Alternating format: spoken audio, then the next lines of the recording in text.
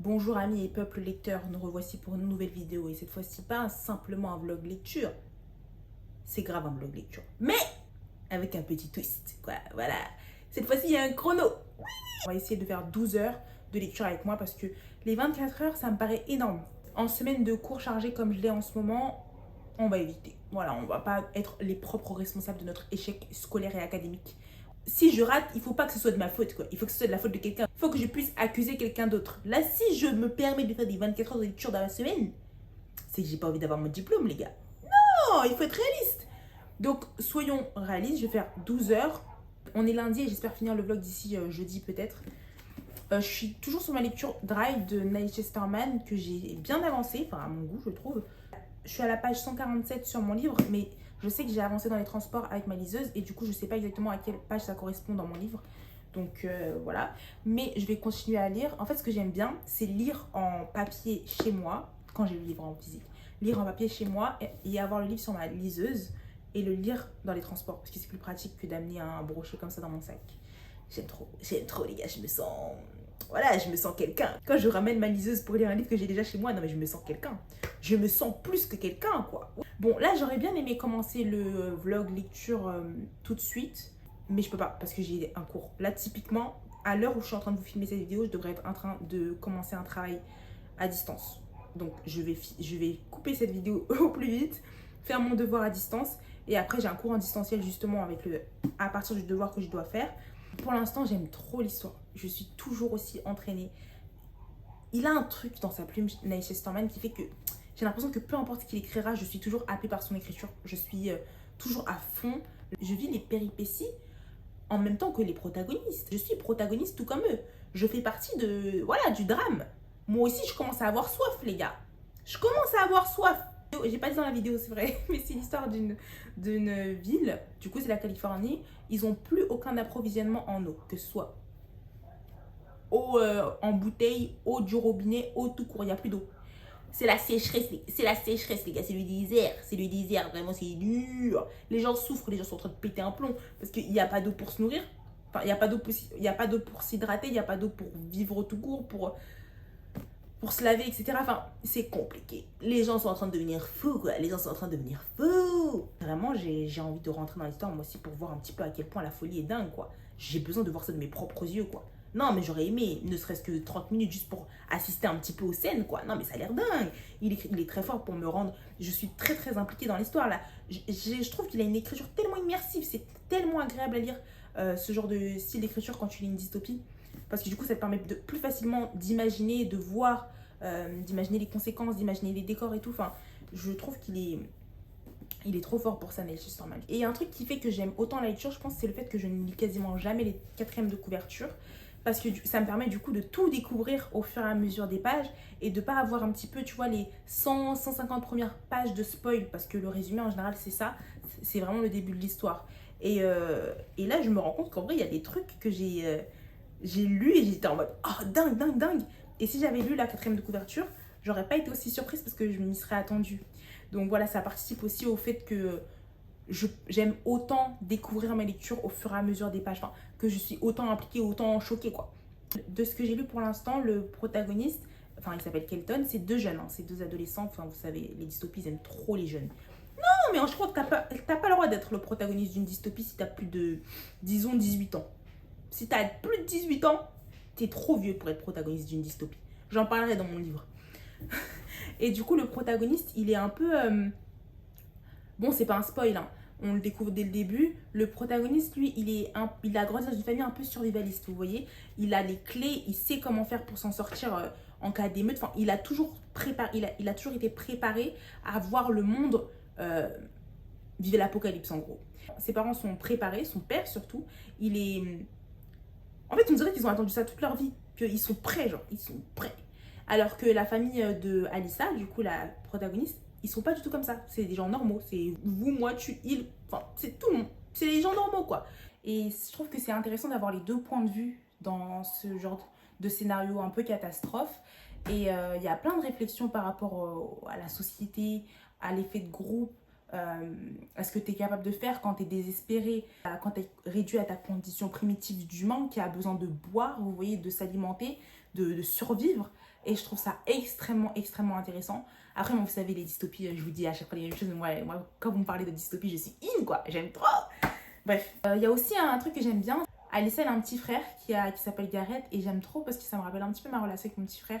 Il y a des fois des réactions qu'elle a et tout. Ce côté extrêmement maternel, mais des fois un peu purée, tu me saoules, mais purée, tu m'agaces, tu vois. Qui s'entremêlent. Et je trouve ça réaliste, ça m'a rappelé ma relation avec mon petit frère. Parce que des fois, il est agaçant, vous voyez. Mais je l'aime de tout mon cœur en parallèle. Donc c'est très, très compliqué de gérer ces deux émotions. Puis, tu sais que tu dois être la plus grande, mais t'es quand même t'es quand même encore enfant. Enfin bref. J'ai trouvé ça très mignon. En tout cas, je trouve que leur relation, elle est très mignonne, très belle. Tout ce que vous avez à retenir, c'est que pour l'instant, je ne m'ennuie pas. Je trouve l'histoire pépite. Alors là, je suis choquée. J'ai arrêté le chrono à 11h14. Il reste 11h14 au chrono. J'ai atteint la page 198 et j'ai commencé à la page 154. Ce qui vient de se passer est tellement choquant, tellement inattendu que je n'arrive pas à poursuivre la lecture. J'ai besoin d'une pause pour savoir comment ça va se poursuivre. Parce que là, si ça se poursuit mal, je pète un plomb. Je peux pas. Et en fait, moi, j'aime trop faire ça quand je lis un livre, c'est d'arrêter pile poil au moment où je sais qu'il se passe une dinguerie juste après. Comme ça me donne encore plus envie de revenir. Et là, je sais que je vais avoir encore plus envie de revenir après ça parce que ce qui se passe, c'est dingue. C'est dingue! Les gars, vraiment, c'est archi choquant ce qui vient de se passer. Ce qui se passe, c'est vraiment dingue. J'ai trop peur de la suite. Donc, je vais fermer mon livre bien sagement. Je vais le mettre sur le côté et je vais poursuivre ma lecture ce soir. Je vous dirai comment ça s'est passé, soit tout à l'heure, soit demain. Je pense plus demain qu'autre chose, mais... Cut the show. Cut the show! Sur le chrono, on est actuellement à 9h18, il me semble. Donc, ça fait plus de 2 heures écoulées. Ah non, faut pas être pressé ici. Ah non, on est lent, on est très très lent. Ici, les tortues et les limaces nous mettent une vitesse. Moi, je vous le dis. Que je lis globalement très lentement. Donc, c'est vrai qu'avec le chrono, je me rends encore plus compte du fait que je lis globalement lentement. Bon, moi, ça me dérange pas plus que ça en soi. Ça me permet de rester plus longtemps avec mes personnages. J'ai atteint la page 308. Là, dans le livre, il y a 450 pages environ. Je suis toujours à fond. Je vis au rythme de leur péripéties, j'ai peur pour eux, je prie pour eux, je suis devenue leur mère, quoi. Je les protège, mes bébés. J'aime trop les personnages de ce livre. Ils sont tous tellement différents. Ils sont tous tellement, tellement différents, mais je trouve qu'ils apportent tous leur touche à l'histoire. Et c'est ce qui fait que je trouve l'histoire est complète, parce qu'elle est complexe à cause de toutes les personnalités diverses et variées qu'on a réussi à imbriquer les unes avec les autres dans ce contexte aussi dramatique qui est une sécheresse dans une région tout entière. Et je trouve qu'elles ajoutent un petit peu à ce qu'on comprenne en fait à quel point le drame il peut prendre de multiples facettes, il peut causer de multiples réactions en fonction du personnage, en fonction du caractère, en fonction de la personnalité. Et je trouve ça trop intéressant. Je trouve que ça a été extrêmement bien exploité. J'espère, vraiment, je suis trop contente de l'avoir lu et de l'avoir trouvé comme ça au hasard dans une librairie. J'en ai jamais entendu parler sur les réseaux de ce livre. Et pourtant, je trouve qu'il est extrêmement bon. Je trouve qu'il est exceptionnel. Enfin, là, je ne l'ai pas fini. Je suis en pétard. J'ai trop peur pour mes personnages parce que je vis à fond. Genre, je suis complètement dans l'histoire. Et pile poil au moment où je trouvais que ça commençait à être long, il s'est passé une folie. Ce qui fait que je trouve que du coup, l'histoire est toujours aussi bien rythmée. Et en fait, j'ai peur pour eux. Genre, j'ai trop hâte de voir comment ça va se finir. J'ai peur. Genre, j'espère qu'ils vont pas mourir de déshydratation. La déshydratation, c'est pas bon. Je suis très contente de ma lecture. Et de toute façon, j'ai compris que moi et les dystopies, on est comme ça. On est comme ça. Oui, c'est ce que j'ai découvert cette année. Depuis Hunger Games, j'ai compris qu'en fait, moi et les thrillers, c'était plus trop ça. On était un petit peu en désaccord, mais moi et les dystopies, alors là, faut me voir. Je suis aux premières loges pour commencer à hurler à plein poumon que ce genre est incroyable. Oui, il faut le dire. On n'en parle pas assez, je trouve. Il y a une remarque que je voulais faire par rapport à Kelton, qui est du coup l'un des protagonistes de l'histoire. Je trouvais que, il lui arrivait une folie. Il lui arrivait quelque chose d'assez choquant, très choquant. Et dans sa réaction, j'ai eu du mal à trouver sa réaction cohérente. J'ai eu l'impression qu'en fait, c'était un petit peu bizarre comme réaction. Voilà, j'ai trouvé ça un peu douteux. J'ai commencé à les trouver suspects, quoi. Mais en fait, j'ai oublié de prendre en compte le fait qu'on a tous et toutes des réactions très différentes. Moi, je sais que j'aurais pas réagi comme lui. J'aurais vraiment pas réagi comme lui.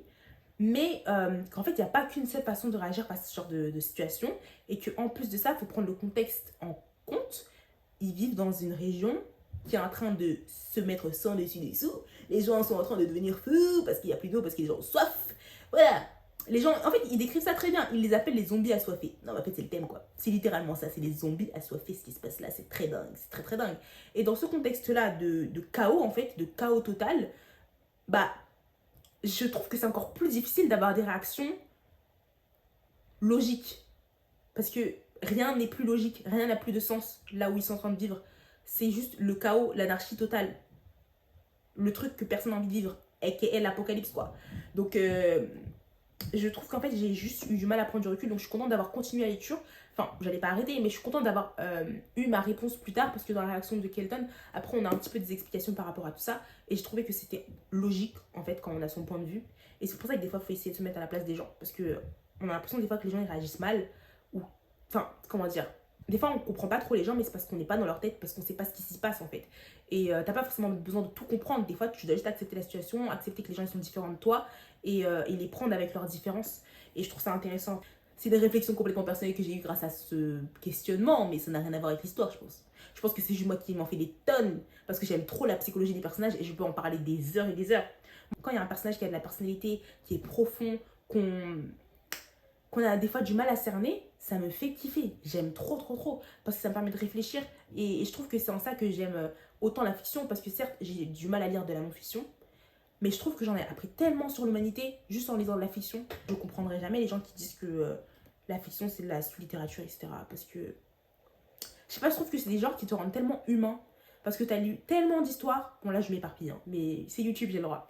Tu as lu tellement d'histoires, tu es rentré dans la peau de tellement de personnes, tu t'es mis à la place de tellement de gens, qu'en fait j'ai l'impression que tu as beaucoup plus d'armes pour appréhender certaines situations dans la vie, pour appréhender certaines réactions auxquelles tu vas devoir faire face, des réactions que tu comprends pas toujours dans la vie.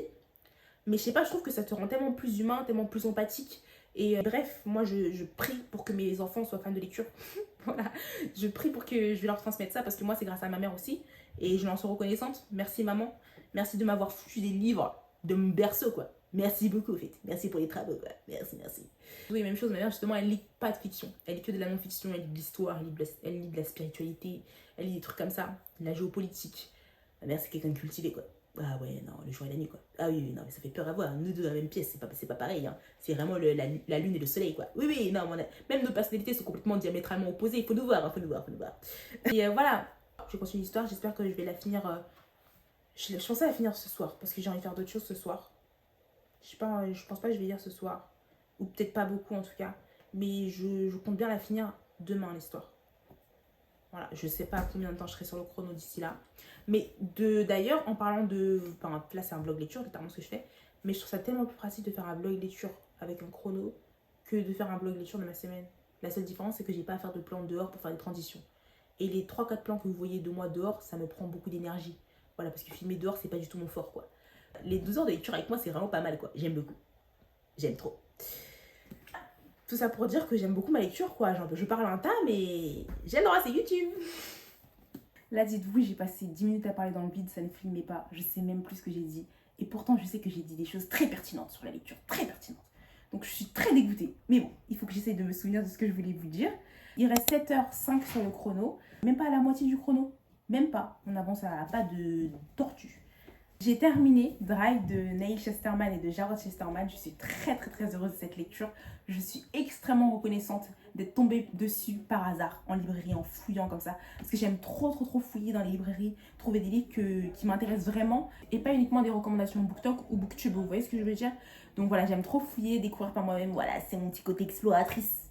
Je suis impressionnée par la force d'écriture de ces deux personnes-là, parce que j'ai été impliquée du début à la fin de l'histoire. J'ai vécu les péripéties avec les personnages. J'ai trouvé que les personnages étaient bien choisis, que leur personnalité était complexe, qu'on les a vus évoluer au fur et à mesure des expériences qu'ils traversaient. Et c'était extrêmement bien fait, sincèrement. Je crois que c'est vraiment l'un des livres où j'ai été le plus impressionnée par l'évolution d'un personnage à travers les pages. Enfin, tu vois vraiment les déclics, tu ressens les changements enfin, tu ressens les switches. Genre, je sais pas si vous voyez les avant, après, tu vois l'évolution et tout a un sens. Tout a un sens. Il y a un update où je vous ai dit que j'ai trouvé que la réaction d'un des personnages était un petit peu bizarre, mais en fait, quand tu lis tout et que tu as vraiment le point de vue d'ensemble et que tu prends du recul, tout était extrêmement bien fait, tout était à sa place au moment où ça devait arriver et je trouve ça trop bien. J'ai été trop contente de suivre ces 4 personnages et les autres d'ailleurs parce qu'on parle d'autres personnages aussi et de voir que chacun a son identité, sa façon de réagir face au conflit et que en fait ce livre il est complètement humain. Ça m'a tellement fait du bien. J'ai été brisée, faut le dire. J'ai passé vraiment les 100 dernières pages, c'était dur à lire. C'était dur. Pas parce que c'était pas bien écrit, mais justement c'était tellement bien écrit que j'étais trop impliquée. Je devais faire des pauses toutes les 5 minutes tellement c'était des choses qui se passaient à l'intérieur du livre. Vraiment, j'avais l'impression que moi aussi j'avais soif, quoi. Ma gorge aussi commençait à être très sèche. Oui, je commençais à me munir de ma cristalline. Parce que là, ce qui se passait, c'était quand même très très compliqué. Moi, je vous le dis, je vous le dis. Une chose est sûre, c'est que j'ai un profond amour pour tous les personnages, aussi différents soient-ils, aussi imparfaits soient-ils, parce que tu te rends compte qu'en fait c'est juste l'humanité. Voilà, c'est l'humanité à son paroxysme, ce livre, et tu te rends compte aussi de tout ce que la détresse, le désespoir peut causer chez l'humain, parce que ça fait ressortir notre besoin vital de survivre, vous voyez, et on ne sait pas comment on réagirait le jour où on doit vraiment survivre. Quand on vit dans un pays où on a accès à toutes les premières ressources, les premières nécessités, on ne se rend pas compte de ce que c'est comme chance en fait. Et je vous assure que l'histoire, je me rendais compte qu'elle m'avait vraiment fait vriller parce que ne serait-ce que le fait de boire, de voir de l'eau et tout, j'étais en mode waouh, trop bien, je peux boire, je n'ai pas soif, Dieu merci. Je sais pas. Et moi, je trouve qu'à partir du moment où tu commences à réfléchir comme ça, que toutes tes pensées en fait elles sont un petit peu impactées par ta lecture, c'est vraiment que tu es à fond dedans. Et là j'étais vraiment à fond dedans. Je suis tellement heureuse de l'avoir lu. Et en plus, je sais pas, je me dis, c'est un livre que j'aurais pu ne jamais lire parce que je ne suis jamais tombée dessus sur les réseaux. Et si j'avais pas fouillé, bah je l'aurais jamais trouvé. 6 € le bouquin, 6,50 € de pur bonheur. Merci beaucoup à la personne qui l'a donné en occasion à Gilbert Joseph. À jamais dans mon cœur. Et Jarod et Neil Sisterman, merci pour cette union. Parce que voilà, l'union fait la force finalement. Un père et son fils qui se sont réunis pour nous pondre ce banger. Mais en fait, juste merci. Juste merci, j'en suis reconnaissante à jamais. Ad vitam aeternam, comme on dit chez nous. Oui, je le dis, je n'ai pas peur de le dire. Merci beaucoup, un père et son fils. Ça fait des grandes choses, moi je vous le dis. Ah, le pouvoir de la famille, je sais pas c'est quoi qu'ils ont mis dans le berceau du gamin, mais il écrit peut-être aussi bien que son père. C'était dingue, c'était trop bien. C'était trop bien. Je pense que ça va vraiment faire partie des livres qui sont ma personnalité à présent. Parce que je trouve que ce livre est tellement complexe. En fait, il paraît simple, c'est juste, il n'y a plus d'eau.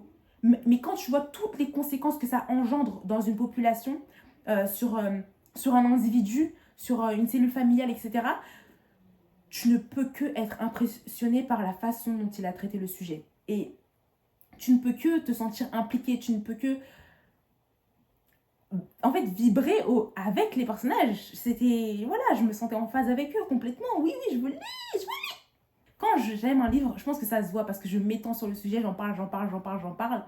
Mais c'est vraiment ma façon d'être. Voilà, quand j'aime un livre, j'ai besoin de le dire, j'ai besoin d'être en boucle sur le sujet. J'ai besoin. C'est vital. C'est très vital. Toutes les personnes qui aiment les dystopies, il faut lire. Il faut lire. Et tous les messages cachés, toutes les morales, toutes les leçons de vie qu'on peut en tirer. Ah là là, je suis émue les gars, je suis émue. J'aime trop ce livre. Et d'ailleurs, ça me fait penser à un artiste, je voulais absolument le caler, qui avait dit dans un de ses sons, ça s'appelle Jazzy Bass. Moi j'aime beaucoup le rap français, il faut savoir, mais j'aime surtout le rap à texte. J'aime trop. Et dans un de ses textes du coup de rap, il dit, je sais plus dans quel son, faudrait que je le trouve et peut-être que je vous mettrai le nom à côté. Il dit, quand on manquera d'oxygène, tu verras que des humains en vendront. Cette phrase, elle a toujours résonné dans ma tête. À chaque fois que je l'écoute dans le son, je suis comme ça, tu vois, parce que je trouve ça tellement réel, tu vois. Je pense qu'il y a des gens qui, face à la détresse, aux pires catastrophes naturelles, trouveront leur profit et réussiront quand même à faire du mal ou à utiliser ça à leur avantage. Enfin, je sais pas si vous voyez. Et je trouve que cette phrase, elle résume tellement bien l'histoire. En tout cas, une partie de cette histoire-là. L'humain fait peur, mais l'humain est aussi profondément doux et attachant. C'est ça qui est montré dans ce livre, en fait. C'est toute la versatilité de l'humanité. Et moi, je suis juste fan de je suis juste fan, les gars. Je suis fan de dystopie, les gars. Je crois que vous avez compris. Je crois que vous avez compris. Oui. Voilà, je pense que je vais arrêter mon update ici, sinon je vais parler encore pendant très longtemps. Et j'espère que d'autres personnes le liront. Voilà, j'espère juste. En tout cas, si vous aimez pas, faut pas me dire. C'est interdit de me dire. Si vous n'avez pas aimé, il faut pas me dire. C'est complètement prohibé. Prohibé. Oui, je le dis. cet auteur-là, c'est le même qui a écrit La Faucheuse, que j'avais extrêmement aimé. Beaucoup aimé. Je crois que je l'ai lu en décembre ou en janvier. Lui, c'est le premier tome d'une trilogie que je n'ai pas encore poursuivi. J'ai lu que le premier tome. Et lui, c'est un one-shot. Du coup, je me suis dit, bon, c'est pas grave, je peux lire un one-shot et tout, ça va aller très rapidement. Pas besoin de... Voilà, c'est pas grave. C'est pas grave si j'ai pas fini La Faucheuse avant de commencer ça. Vraiment, je me rends compte que ces 2 livres que j'ai lus de lui sont des livres qui m'ont laissé bouche bée et impressionnée par toutes les leçons, tous les enseignements qu'on pouvait en tirer. Et je me rends compte que s'il continue comme ça, il va rentrer dans mes tops. Il va rentrer dans mes tops auteurs. Hein. Il va rentrer dans mes tops auteurs. Il faut continuer comme ça, j'aime trop. Je vais poursuivre par Nos Horizons Infinis, qui est du coup un livre de Tahereh Mafi, dont j'avais jamais entendu parler. Je connaissais que Les Chatormi et Ce Royaume Tissé de cette autrice-là.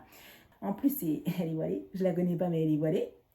Elle est arabe, c'est une iranienne et elle habite aux États-Unis. Ça se passe dans le contexte juste après les attentats du 11 septembre. Donc je vous laisse imaginer le contexte très islamophobe dans lequel elle va évoluer, cette protagoniste. C'est un peu ce qui est dépeint sur la 4e de couverture du coup. Et j'ai très hâte de voir du coup comment ils vont aborder le sujet, quel angle d'attaque ils vont choisir. Parce qu'en vrai c'est un sujet extrêmement intéressant. Et je sais pas, une petite romance... bon, j'allais dire toute douce, bon, dans le contexte dans lequel elle est, je suis pas sûre que ce soit tout doux, mais une petite romance après la dystopie phénoménale que j'ai lue, voilà, ça va tout droit. En plus, il me reste 7 heures sur le chrono, donc voilà, 4 heures ça va aller. Après, je sais pas ce que je vais dire, faut pas trop m'en demander. Là, je sais juste que je vais dire ça. Et je vous en dirai des nouvelles, mais je suis quasiment sûre que je vais aimer. Hein. Merci de m'écouter raconter toutes ces inepties sur les livres et de me répéter, d'être en boucle sur les mêmes choses. Mais je suis désolée, j'aime trop parler des livres et c'est trop gentil de m'écouter, quoi. Voilà, j'aime trop. Moi, c'est vraiment l'un de mes sujets préférés. Il faut jamais me lancer sur le sujet des livres. Je pourrais en parler des heures. Donc là, je vais me calmer et je vais arrêter de parler des mêmes choses. Et je vais arrêter de parler des livres. Je vais arrêter cette update parce que sinon, je vais jamais finir. Et je suis actuellement à 5 heures, je sais plus combien sur le chrono. J'ai oublié, désolée. Je suis toujours en train de lire Nos Horizons Infinis. Je suis arrivée à la page 137 et pour l'instant ce que j'en pense c'est que c'est une très belle histoire.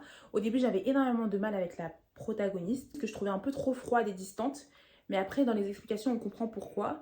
Et j'avoue que j'avais aussi du mal avec certaines réactions qu'elle avait face à Océan. Du coup Océan c'est le protagoniste et en fait, Océan, il est très maladroit. Voilà, c'est vrai. Elle est musulmane, il connaît pas, il découvre un peu, il lui pose des questions, il a quelques préjugés, quelques a priori, plein de stéréotypes, etc. Et elle, au lieu de l'aider à déconstruire tout ça, parce qu'il est foncièrement curieux, il n'est pas méchant, bah en fait, elle se renferme. Elle le voit comme une attaque et en soi, je le comprends. Mais c'est vrai que du coup, ça crée un truc du punaise, juste essaye d'être un peu gentil avec lui parce qu'il essaie d'être gentil avec toi, tu vois. Mais avec le temps et au fur et à mesure de certaines conversations qu'elle aura avec lui et avec d'autres personnes, elle va un petit peu déconstruire tout ça et elle va se rendre compte que changer son regard sur les gens, ça change absolument tout parfois. Et des fois, c'est juste ça. Des fois, c'est une question de perception de ce que l'autre essaye de te renvoyer et que les gens ne sont pas forcément toujours contre elle. Bon, je vais pas tout raconter parce que sinon ce serait des spoils, mais en ça, je pense que ça, c'est pas un spoil. Mais du coup, je trouvais que c'était quand même intéressant de le dire. Parce que c'est quand même quelque chose qui m'a dérangé. Et le fait de voir qu'un truc qui m'a dérangé au début de l'histoire, ça fait partie du fait que la protagoniste va évoluer au fur et à mesure de l'histoire. J'ai trouvé ça trop bien. Parce que du coup, ça veut dire qu'il y aura vraiment un développement du personnage très intéressant au fur et à mesure. Et ça, c'est des choses que j'aime bien. Océan, très maladroit, mais qu'est-ce qu'il est gentil. Vraiment, on peut pas lui reprocher ça. C'est un ado, il a 16 ans, il découvre, il connaît pas trop. Il est intéressé par une nana, mais bon, la nana, elle est très renfermée sur elle-même, donc il sait encore moins comment réagir. Et je trouve ça très très drôle, la façon de... On dirait qu'au début, ils parlaient pas la même langue. C'était très mignon. C'était très très drôle. Parce que si, pour nous, lecteurs, les intentions de Océan sont claires dès le début, bah, elle comprend pas trop. Elle est en mode, mais tu me veux quoi, chef? Laisse-moi tranquille. Mais ça, c'était drôle. Et du coup, j'ai très hâte de lire la suite.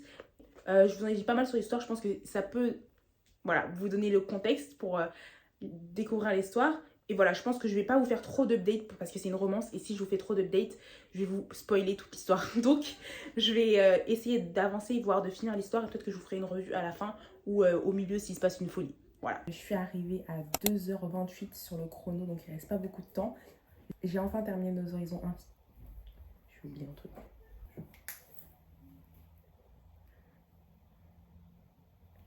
Je suis à 2h28 sur le chrono, donc il reste pas beaucoup de temps. J'ai terminé Nos Horizons Infinis, juste ici. Et vraiment, c'était une belle lecture au début. J'ai eu un peu de mal, comme je vous ai dit, avec la protagoniste. Mais c'est vraiment parce que, en fait, il faut juste vraiment la connaître. se rendre compte de tout ce qu'elle a traversé et de tout ce qu'elle traverse encore à l'heure actuelle pour comprendre et pour justifier son comportement et son attitude parfois. Donc vraiment, je suis très contente de l'avoir lue, cette histoire. Elle est très mignonne. Après, c'est vrai que... Chérine. Chérine, hein, coquine. Non mais voilà quoi. Après, qui peut te blâmer? Qui peut te blâmer? Aussi, il est mignon quoi. Là, le protagoniste, c'est vraiment un green flag. Quand je dis un green flag, oh là là, les gars. Les gars, si votre copain, il est pas fou de vous comme Océan est fou de Chérine, cut de show. Cut de show. La façon dont il a toujours été là pour elle, systématiquement, peu importe ce qui se passait, c'est tellement beau à voir. Vraiment, je trouve que c'est un couple qui est beau, qui est fort pour leur jeune âge, parce qu'ils ont 16 et 17 ans, qui ont vécu des choses assez indécentes quand même à leur âge, qui ont vécu des choses difficiles et qui sont juste beaux ensemble, quoi, tu vois. Des fois, il faut juste dire bravo, faut juste dire waouh, faut juste dire waouh. Je les trouve trop mignons ensemble. C'est une belle romance young adulte, j'en ai jamais entendu parler, mais voilà, pour les adolescents, je trouve qu'elle est vraiment parfaite. Ça traite de sujets importants, ça traite du coup d'islamophobie, de racisme. À la fin, il faut voir comment j'étais en pétard. Hein. La fin, je trouve qu'elle était tellement dure à lire parce que moi, je m'attendais à lire un truc tout doux du début à la fin et la fin, elle était quand même assez rude avec les personnages, je vais pas mentir. J'ai eu très peur pour eux. J'ai eu très peur pour eux. Oh punaise, bébé, j'ai eu trop peur pour eux. En tout cas, c'est une romance qui se lit tout seul, ça se lit super vite. Vraiment, j'ai eu du mal un petit peu à rentrer dedans au début. Je pense qu'il m'a fallu peut-être 20% pour être vraiment à fond. Mais quand j'étais à fond, je n'ai pas lâché le livre. Vraiment, je n'ai pas lâché le livre. Les 3 derniers quarts, ça allait tout seul. Et ça, c'est trop bien. J'aime trop quand les lectures, c'est comme ça. C'est tout pour cette romance. Je suis très contente de l'avoir lue. C'est très agréable, très doux, très mignon. Tout ce qu'on attend d'une romance young adulte, sincèrement. Tout ce qu'on attend d'une romance young adulte. J'ai rien à dire. Merci pour les travaux. T'as aimé ma fille. Merci. Ensuite, je vais commencer Michel Bussy, Les Assassins de l'Aube. Faut savoir que j'ai une très petite palle. C'est un peu mon flex sur BookTok parce que moi je savais pas que c'était un flex avant de commencer BookTok. Mais j'ai toujours eu une petite palle. Je suis pas du genre à accumuler des choses que je n'utilise pas ou des livres que je lis pas. Comme je déteste acheter des choses que je n'utilise pas ou du coup des livres que je ne lirai pas tout de suite, bah j'ai toujours une très petite palle. Et ce livre-là, c'est un livre qui dort dans ma palle depuis longtemps. Et on est en mars et je crois que je l'ai acheté en octobre ou en novembre. Et je trouve que ça fait vraiment très longtemps qu'il est dans ma palle. En fait, quand je l'ai acheté, j'avais très envie de le lire. Mais après, plus du tout. Du coup, comme moi, je lis vraiment au feeling, bah, j'avais plus trop envie de le lire. Et là, c'est le dernier livre de ma palle. Et sincèrement, j'ai très envie de le lire. Ça fait très longtemps que j'ai pas lu de thriller. Et Michel Bussy, c'est un peu mon père.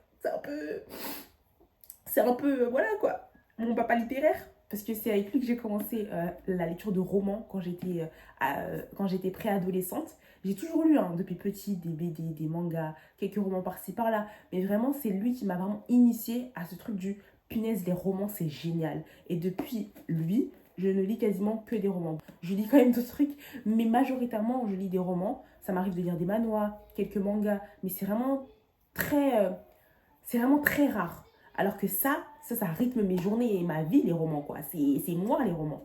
Donc, je suis très reconnaissante juste parce qu'il existe, ce mec. Parce que c'est quand même grâce à lui que je me suis plongée dans les romans. Et là, je vais lire son histoire parce que ça fait longtemps que je n'ai pas lu ses livres. J'en ai lu beaucoup au début, du Michel Bussy. Quand j'ai commencé, je lisais quasiment que ça. Et après, j'ai diversifié. Et ça fait très longtemps que je n'ai pas lu du Michel Bussy. Je pense que ça doit faire près de 2 ans. Je suis très excitée à l'idée de le lire. En plus, ça se passe en Guadeloupe. Produit à 50% fait de là-bas. Hein. Oui, je vous le dis. Hein. Produit à 50% fait de là-bas. Hein. Les 50 autres pourcents, c'est Haïti. C'est très important de le dire. C'est très important de le dire. Je ne sais pas trop à quoi m'attendre en fait. Parce que j'aime bien découvrir les romans de Michel Bussy à l'aveugle. Ces livres, c'est vraiment, tu découvres, tu te plonges dans un univers. Et à la fin, tu es choqué par le plot twist, le retournement de situation. Et c'est ça que j'aime. C'est ça que j'aime. Et là, du coup, je vais même pas relire la 4e de couverture. Je vais juste me plonger dans l'histoire plus tard. Parce que là, j'ai des choses à faire. Voilà.